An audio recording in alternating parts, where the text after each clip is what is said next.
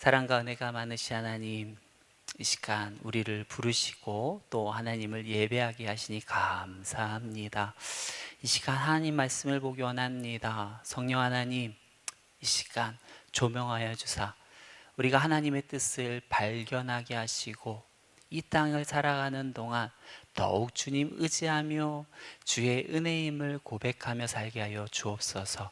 우리를 구원하신 예수님의 이름 기도합니다. 아멘.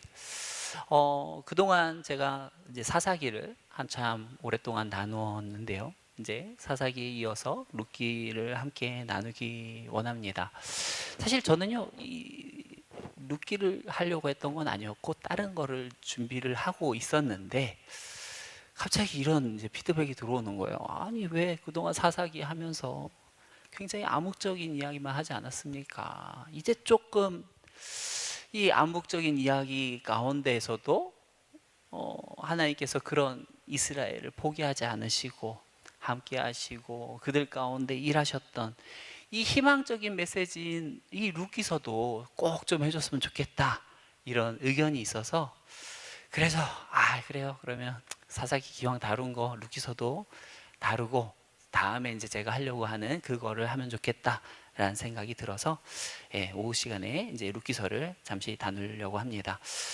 이 룻기서는요, 아마 많은 분들이 다들 굉장히 익숙한 책이죠. 왜냐하면 이 장수가 몇 장 안 되다 보니까 다들 이거에 대해서는 뭐 스토리라든지 이야기들 굉장히 잘 아는 책이라고 생각을 합니다. 그런데 우리 구약시대의 이 여성상은요, 오늘날 이 현대인의 여성상을 생각하면 안 됩니다. 왜냐하면 구약시대만 해도 이 숫자를 세면 지금 몇 명이나 될까요? 1명, 2명, 3명 이렇게 되는 거예요. 여기 뭐 하면 한 20명, 30명 왔겠네요. 맞죠? 구약시대 방식으로 하면. 맞죠? 왜 그렇습니까? 여자는 수를 세지 않아요. 수를 세지 않는다는 건 뭘까요? 온전한 인간으로 취급을 안 해준다라는 것이죠. 여러분, 나이 드신 권사님들을 만나다가 보면 이런 얘기합니다. 제가요, 어렸을 때 참으로 공부를 재밌어 했어요. 그런데 집에서 공부를 안 시켜주는 거예요. 여자라는 이유만으로 절대 내가 뭐 더 공부를 하겠다고 해도 안 시켜주더라고요. 이런 이야기들 여러분들 뭐 여기 식재 당한 분들도 있을 것이고 또 많이 들어봤을 것이죠. 여러분, 근데 우리 불과 100년도 안 된 이야기잖아요. 맞죠? 불과 100년도 안 된 이야기에 그런 어떤 여성에 대한 어떤 상이 있었는데, 여러분, 룻기에서는 최소 3000년 이상 아닙니까? 엄청 오래된 시대이다 보니까 그 시대의 여성들은 100년도 안 된 그 현대 여성들과는 완전히 비교할 수가 없죠. 근데 그런 어떤 굉장히 그렇게 보수적인 시대에 이 구약 성경의 이름이 바로 여성의 이름으로 된 책이 있다? 이게 굉장히 특별한 겁니다. 구약 시대에 보면요, 이 구약 성경에 보시면 여성의 이름으로 된 책이 2권이 있습니다. 뭐가 있죠? 첫 번째는 오늘 우리가 나누고 있는 룻기, 또 하나는 에스더. 역시 훌륭하십니다. 에스더는요, 어떠한 특징이 있는가 하면 유대인이에요. 이스라엘 사람입니다. 그래도 이스라엘이에요. 여성이긴 하지만 이스라엘이니까 그래도 뭐 껴줬다 생각할 수도 있겠지만, 룻기는 어때요? 이스라엘이 아니에요. 이방인입니다. 모압 여인입니다. 그런데 그런 모압 여인을 내 이름을 딱 대가지고 그것을 성경의 제목으로 삼았다? 굉장히 특별한, 또 굉장히 의미가 있는 그런 책인 것이죠.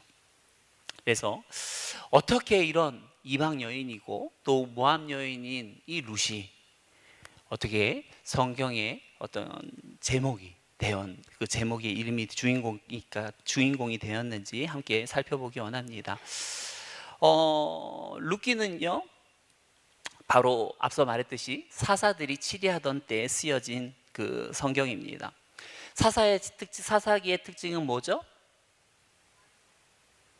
한번 찾아볼까요? 사사기 21장 25절 말씀 바로 앞에 장입니다. 21장 25절 말씀 같이 한번 읽어보죠.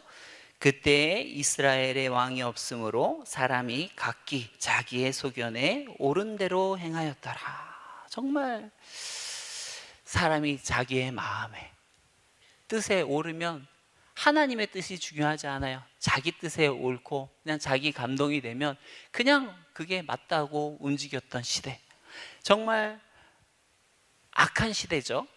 우리가 그렇다고 생각하면, 이렇게 그런 사사기의 배경 가운데 룻기서가 쓰여졌다고 생각을 하면 이 책에는 어떠한 내용들이 많이 나와야 될까요? 선한 사람들의 이야기가 많이 나올까요? 악한 사람들의 이야기가 많이 나오겠습니까? 악한 사람들의 이야기가 많이 나올 거라고 생각하지만 룻기서에는 그렇지 않아요. 악인들이 하나도 나오지 않는 책, 바로 그게 룻기서입니다. 그래서 막 이 며느리들이요, 막 고부 갈등은 커녕 막 며느리들이 시어머니를 막 서로 봉양하겠다고 막 따라 나서고요. 막 노사 갈등은 커녕이요. 오늘날에도 보면 막 기업체에서 막 외국인 노동자들을 사용하면 막 임금 안 주고 막 학대하고 막 이러지 않습니까? 그런데 룻기서에서는요, 이 외국인 노동자인 룻을 차별하기는커녕 막 룻에게 이삭을 줍도록 막 보아스는 친절을 베푸는 장면들이 나와요. 이처럼 룻기서는요, 사사 시대와는 대조적으로 완전히 다른 시대 같아요. 완전히 다른 시대처럼 선하고 좋은 사람들이 굉장히 많이 나오는 책입니다. 그런데 그런 이제 특징들 가운데서 또 룻기의 가장 큰 의미라고 한다면 정말 이런 암흑과도 같은 사사 시대였지만 하나님께서 얼마든지 그들을 버리시고 포기하시고 난 모르겠다, 될 대로 되라, 뭐 저 같았으면 그 정도 됐을 것 같아요. 근데 어때요? 하나님은 그런 이스라엘을 포기하지 않으시고 묵묵히 하나님의 일을 진행하셨다라는 거예요. 그래서 결국엔 누가 나와요? 이 룻기를 통해서 다윗까지 나타나지 않습니까? 하나님께서 우리는 희망이 없어 보이고 우리는 다 포기하는 그때에도 하나님은 포기하지 않으시고 하나님의 일을 한다라는 것이 가장 은혜가 되는 큰 포인트입니다. 여러분, 오늘날 우리의 삶도 마찬가지입니다. 우리의 인생이요, 때로 너무 힘들 수 있어요. 너무 괴로울 수 있어요. 하루하루를 살아간다는 것이 벅찰 수 있습니다. 문제에 도대체 언제까지 이 하나님을 믿는데 이 문제들이 도대체 언제까지 계속 지속될 것인가? 정말 이 문제가 해결이 되지 않는 어떤 기미가 있는 그런 가운데서도요, 마치 하나님은 우리를 버리신 것 같고 우리를 포기한 것 같은 상황 속에서도, 그러나 우리 하나님은요, 우리를 포기하지 않으시고 우리와 함께 하시고 그분의 일을 이루어 가신다라는 것입니다. 여러분, 어떤 힘든 일도요, 그것이 의미가 있으면 견딜만 해요. 여러분, 우리가 운동하는 거 어때요? 힘들어요, 괴로워요. 하지만 그것을 통해서 내가 건강해진다, 그것을 통해서 내가 다이어트가 된다, 그것을 통해서 내가 뭐 어떤 게 좋아진다, 이렇게 생각한다고 하면 그것이 기분 좋게 할 수 있는 것처럼, 여러분, 우리가 이 땅에 살아가면서 당하게 되는 그 고난이요, 하나님이 함께 하신다라는 것은 의미가 있는 거예요. 모든 일을 합력하여 선을 이루시는 그 하나님께는요, 결국에는 그 뜻이 있는 거예요. 여러분, 아까 우리 주의 은혜라, 이거는 뭡니까? 지금 계속 가면서 주의 은혜라, 주의 은혜라 하는 걸까요? 인생을 다 살고 되돌아보는 거죠. 그때 나 혼자 걸어갔던 것 같은데, 그때 나 너무 힘들었는데, 근데 지나고 보니까 그 나 혼자 걸어가는 순간에 하나님이 함께 하셨었구나, 하나님이 나를 도우셨었구나 깨닫고서 고백하는 거예요. 인생 말미에 지금까지 내가 살아온 모든 것들이 진짜 주의 은혜였구나. 하나님이 함께 하셨었구나. 저와 여러분들의 삶도 이런 고백이 있기 원합니다. 그래서 우리가 하나님을 먼저 믿고 나아가야 돼요. 우리가 추수감사절도 지금 다가오는데요, 감사는요 먼저 이루어진 다음에 열매를 확인하고 하나님 입금됐네요, 그럼 감사할게요, 감사. 이렇게 하는 걸까요? 아니에요. 앞으로 이루어질 것을 믿음으로 감사합니다. 또 지금 이런 어려움들이 있지만 하나님께서 또 이전에 나에게 행하셨던 것처럼 이 일도 선하게 이루실 것을 믿고 내가 먼저 감사합니다. 이게 중요한 것 같아요. 저와 여러분들이 이렇게 이 땅을 살아가면서 더욱더 하나님만을 의지하고 감사하시고 기쁨으로 살아가는 저와 여러분들의 삶이 되기를 축원합니다. 여러분, 룻기서는요 처음부터 큰 문제가 발생을 합니다. 1절에 보시면 그 땅에 흉년이 드니라. 여러분, 그 땅에 흉년이 드니라 라는 이 말씀을 들었을 때 우리는 진짜? 라고 이렇게 반응이 나와야 돼요. 어떻게 반응이 나와야 된다고요? 진짜? 왜냐하면 이 룻기서의 배경이 되는 이 곳인 이 베들레헴은요 다윗의 고향이고요, 또 예수님이 태어나신 그 곳이죠. 그런데 이곳이요 흉년이 들 만한 땅이 아닙니다. 왜냐하면 이 베들레헴이라고 하는 것은 이스라엘 가운데서 가장 풍요로운 땅이기 때문에 그래요. 미가서에서도 보면 예수님이 태어나실 장소를 예언하면서 베들레헴 에브라다야, 너는 유다 족속 중에 작을지라도 이스라엘을 다스릴 자가 내게서부터 나올 것이다 라고 이제 예언하는데, 여기 보면 베들레헴 에브라다야 라고 하는데 이 베들레헴은 빵집이라는 의미가 있고요, 에브라다는 풍요로운 수확을 의미합니다. 그러니까 이 엘리멜렉과 나오미가 살았던 곳은 어떠한 곳인가 하면 풍요로운 수확이 넘쳐나는 그런 풍요로운 빵집에 살았던 거예요. 그런데 늘 풍요로운 수확이 넘쳐나는 그 베들레헴에 뭐가 왔어요? 흉년이 왔어요. 쉽게 하면 얼마 전에 우리 한 집사님이요 그 밀양 사과를 갖고 왔는데 와 진짜 눈이 번쩍 뜨이는 맛이었어요. 와 너무 맛있더라고요. 근데 밀양의 사과가 유명하잖아요. 근데 밀양에 사과가 없더라 이거거든요. 그곳에 사과가 없더라. 그것 똑같은 의미입니다. 그런데 왜 빵집에 빵이 없을까요? 빵이 있어야 되잖아요. 왜 빵집에 빵이 없을까요? 이스라엘 백성들은요 이 빵집에 빵이 없는 상황을 통해서 하나님께서 이스라엘 백성들에게 말씀하시고자 하는 그 메시지를 깨달았어야 돼요. 여러분, 이스라엘이 살고 있는 이 가나안 땅은 어떠한 땅이냐? 애굽 이전에 이스라엘 백성들이 포로로 있었던, 노예로 있었던 애굽 땅은요 1년 내내 나일강이 흐릅니다. 그러면 이 나일강이 흐르고 있기 때문에 이 애굽 사람들은 뭘 하면 되냐면 발로 물을 대기면 얼마든지 농사를 낼 수가 있어요. 그러니까 내가 열심히 물만 퍼가지고 웅차 해갖고 막 나르고 하면요 얼마든지 1년 내내 흐르는 물이 있기 때문에 농사를 짓기 좋습니다. 그래갖고 풍요로운 수확을 거둘 수 있어요. 그런데 이스라엘은 그런 1년 내내 흐르는 애국강 같은 게 없어요. 강이 없어요. 농사를 져야 되는데 그럼 어떻게 짓겠습니까? 여기는요 이른 비와 늦은 비, 정말 하나님께서 때에 맞춰주시는 이른 비와 늦은 비가 딱 제때 내려주시고 또 새벽에 내리는 그 이슬, 그것이 또 수분이 되어가지고 이게 살아가는 거예요. 그러면 이것을 답답하게 여길 수 있어요. 아니 나는 좀 1년 내내 흐르는 애국강처럼 좀 그런 것이 있어가지고 내가 원하는 대로 막 얼마든지 빵도 좀 늘리고 내가 마음대로 주고 싶으면 마음대로 주고 막 그랬으면 좋겠는데, 이게 뭐야, 하나님 왜 이런 땅이 그렇게 막 천국과 같은 좋은 땅이라고 하면서 막 풍요로운 땅이라고 하면서 인도해 놓고 이게 뭐야 할지 모르지만, 가나안 땅은 어떤 땅일까요? 애굽 땅은요, 내가 땀을 흘리고 수고해야 돼요.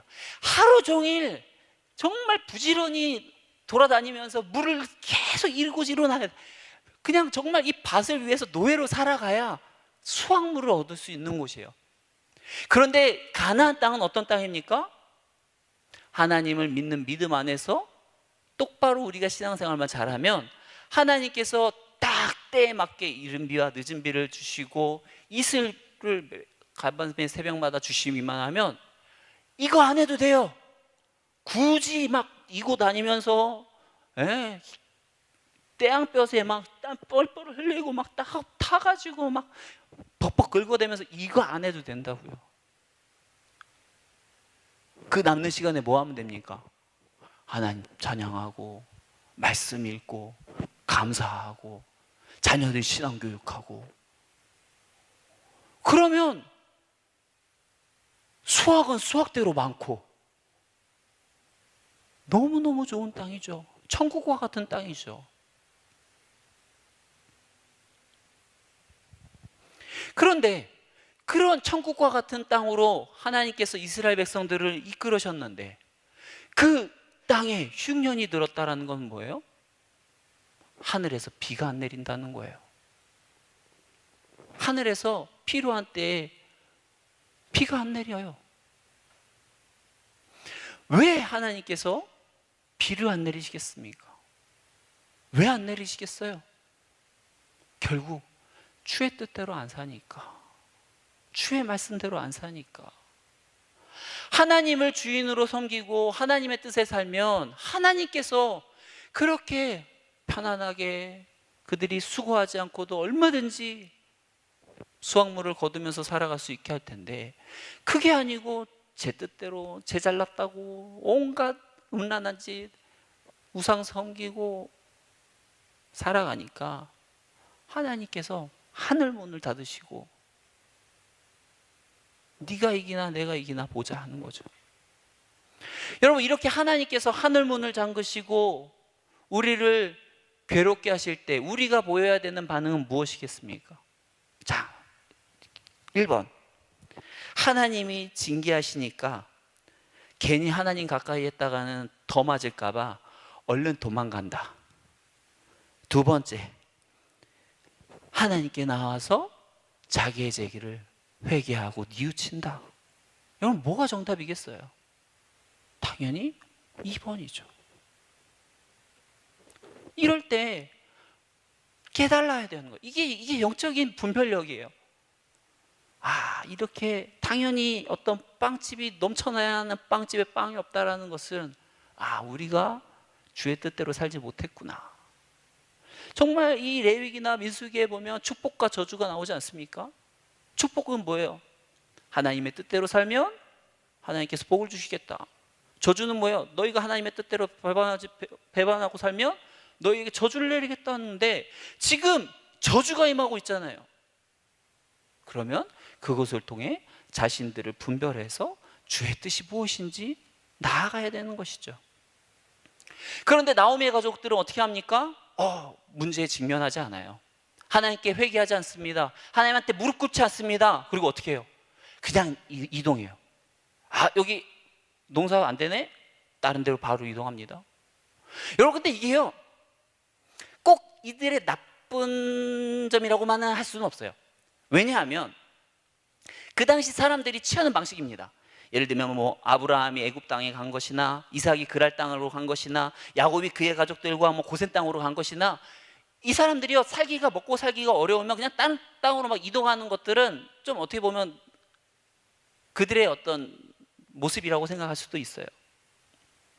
그러다 보니까 그냥 이 사람들도 그냥 처음에는 나오미도 우리 땅이 좀 어려우니까 좀만 있어보자, 한두 해만 있어볼까? 하고 갔을 수도 있어요. 그런데 갔는데 이 베들레헴에 흉년이 그쳤다라는 소식이 들려야 되는데 흉년이 그쳤다라는 소식이 안 들리는 거예요. 그러니까 이 사람들이 왜 계속 흉년이 그쳤다는 소리가 안 들리지? 그러고 아예 그 자리에 정착해 버립니다. 그러자 어떤 일이 발생합니까? 처음에 거류할 때는 문제가 없어요. 오히려 이곳에 있으니까 괜찮은 것 같아요. 굶주렸는데 이곳에 오니까 먹을 것이 있고요. 앞으로 사는데도 문제가 없을 것 같아요. 그런데 이곳에 정착하니까 어떤 비극적인 사건들이 일어납니다. 3절에 보면요, 나오미의 남편 엘리멜렉이 죽고, 처음엔 누가 죽어요? 남편 엘리멜렉이 죽어요. 또 그 다음에 5절에 보면 또 누가 죽어요? 말론과 기럨 두 사람이 다 죽고, 처음엔 남편이 죽고요, 그 다음에는 남은 자식 두 아들이 다 죽는 것을 볼 수가 있습니다. 여러분, 왜 자녀들이 죽었을까요? 도대체 왜 문제일까요? 그 땅을 옮긴 것이 문제예요. 아니, 목사님, 아브라함도 흉년이 오니까 다른 데로 갔고, 이삭도 다른 데로 갔고, 야곱도 다른 데로 갔는데 왜 나오미의 가족들은 안 되는 겁니까? 왜 그럴까요? 뭔 차이가 있을까요? 이 나오미의 가족에게 준 이 땅은요, 하나님께서 약속의 땅으로, 언약의 땅으로 이미 주신 땅이에요. 하나님께서 주신 터전이에요. 근데 그 터전, 하나님께서 주신 터전을 포기하고 다른 데로 간다는 것은, 다른 의미로 말하면 하나님의 백성이길 포기했다라는 거예요. 다시 한번, 하나님이 주신 기업을 포기했다라는 것은요, 하나님의 백성이길 포기했다라는 의미가 됩니다.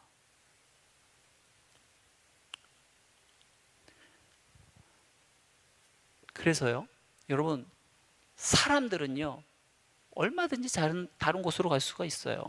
여러분, 우리가 뭐 공산주의도 아니고 얼마든지 다른 데로 갈 수 있죠. 하지만 하나님의 백성들은 아니에요. 하나님께서 정하신 기업이 있으면 그 기업을 떠나서는 안 됩니다. 그곳에서 주의 뜻을 이루며 헌신하며 살아가야 되는 거예요. 마치 물고기가 물을 떠나면 고통스러운 것처럼 이 하나님의 백성은 하나님 품 안에 있어야 되는 거예요. 제가 그 군대에 갔을 때, 제가 군대에 오래 있지는 않습니다. 참고로 한 달. 근데 보면 그래도 한 달이어도 훈련은 다 했어요. 네. 저는 방산이었기 때문에 그렇습니다. 근데 거기에 보면 체류탄 터트리는 게, 예? 화생방, 네, 맞아요. 화생방이 하는 거예요. 그래갖고 화생방을 하는데, 남자들은 다 알아요. 그 화생방 하면요, 그냥 들어가는 게 아니에요. 거기 가면 막 PTA 시키고 막 합니다. 그래갖고 막 방독면 씌워놓고 하는데, 이 방독면이 숨이 잘 안 쉬어져요. 특히 제가요, 그때 아마 축농증이 좀 있었을 거예요. 그래서 이걸 해놨는데 너무 답답해요. 근데 거기서 또 이것도 막 시켜요. 너무 죽겠는 거예요. 그래서 와, 진짜 죽겠다. 이거는 내가 이러고 살아갔다가는 내가 도저히 살 수가 없다. 이보다 더한 지옥은 없다. 그래갖고요, 벗으라고도 안 했는데 제가 벗었어요. 이보다 더 큰 지옥은 없다 그랬더니 벗었는데 더한 지옥이 있더라고요. 와, 저 화생방 훈련이 그냥 단순히 얼굴이 맵고 눈물 이런 것만 나오는 줄 알았지, 그게 숨을 못 쉬게 하더라고요. 와, 이게 여기 안에서 숨 못 쉬는 건, 이건 이건 코 따갑지, 눈물 나오고 막 하는데다가 숨은 똑같이 안 쉬어지고 더 괴롭지 와, 제가요 도저히 못 살겠어 갖고 막 나가려고 그랬거든요. 그랬더니 조교가 막더라고요. 나가면 안 된대요. 나는 간절한데, 죽겠는데. 진짜 싸울 뻔했어요. 와, 여러분, 하나님 품 안에 있다가 보면 있더라도 때로는 삶이 고달플 때가 있어요. 그래서 이곳에 있으면 죽을 것 같다, 너무 괴롭다, 이보다 더한 지옥은 없다. 그래서 그곳을 벗어나면 더 큰 지옥이 있는 거죠. 더 큰 지옥이 있어요. 우리가 거할 곳은 하나님 품입니다. 곧 하나님 품이라고 하는 것은 오늘날로 말하면 뭘까요? 우리가 신앙 안에 사는 것도 있기도 하지만 교회 안에 거하는 거예요. 참으로 오늘날 많은 사람들이 믿음이 있다고 하면서 교회에 나오지 않고 인터넷으로 유튜브 보면서 예배드리면서 지내는 사람들이 있어요.